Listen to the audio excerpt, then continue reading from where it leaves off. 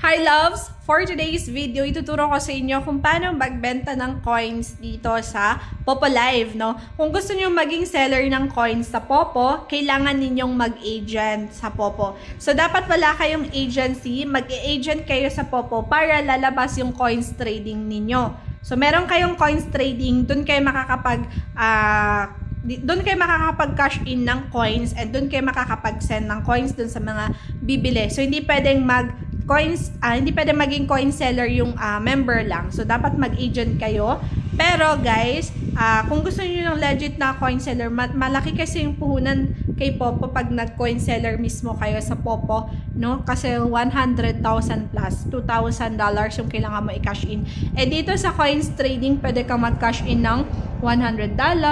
Ayan, okay na yung $100 pag magko-coin seller ka. So, yan. Ito lalabas. So, syempre, lalabas coins trading mo. Magta-top up ka gamit itong EP, Binance, or USDT. Yun lang. Walang GCash. Hindi tayo makapag-cash in kapag GCash dito.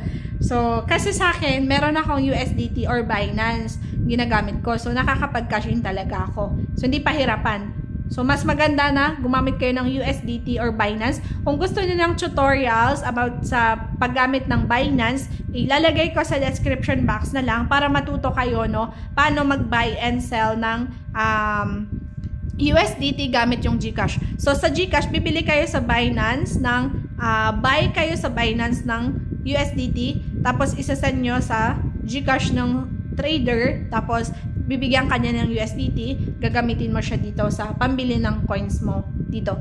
So, yan. Siguro, gagawa pa ako ng tutorials kung paano bumili ng coins pala. Paano bumili ng coins sa USDT, gamit ang USDT, okay? Kasi ang coins is 1 USDT 900, parehas din lang 999. So, for example, kapag bibili tayo, 100 USDT times 900. Yan, okay na, 1 million. Ayos, okay na yun, napuhunan para ano. So, benta nyo siya ng siguro, magkano ba ang 15,000. Tapos, ang minimum dito, guys, 15,000, 7464192.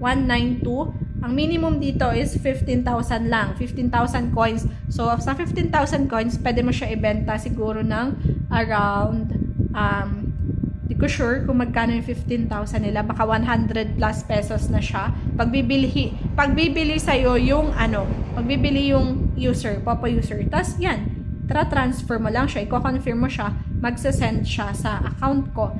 Ganon, lalagay mo yung ID ng buyer and then yung account na binili niya. Ganon lang paano pag magkaroon ng coins trading, para paano magbenta ng coins sa Popo. So, hindi kasi ako pwede mag-cash out kasi hindi ako pwede mag-cash in. Nag-cash in na kasi ako nag-top up. Siguro gagawin ko siya mamayang gabi. Or pwede naman ngayon. So, pero, kalagay ko yung ibang tutorials dyan sa description box.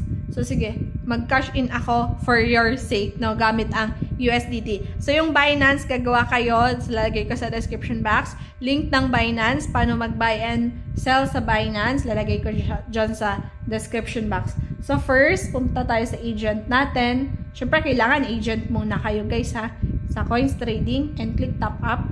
Click natin yung top up. Click natin USDT, guys. So, hindi ako bumibili dito sa mga ganito. Mas maganda at sariling mag-cash in para hindi maloko. Click USDT. Ayan, guys, USDT TRC20 gagamitin ko. So, copy ko lang siya. And, pupunta ako sa Binance. Naka-ano pala ako dito.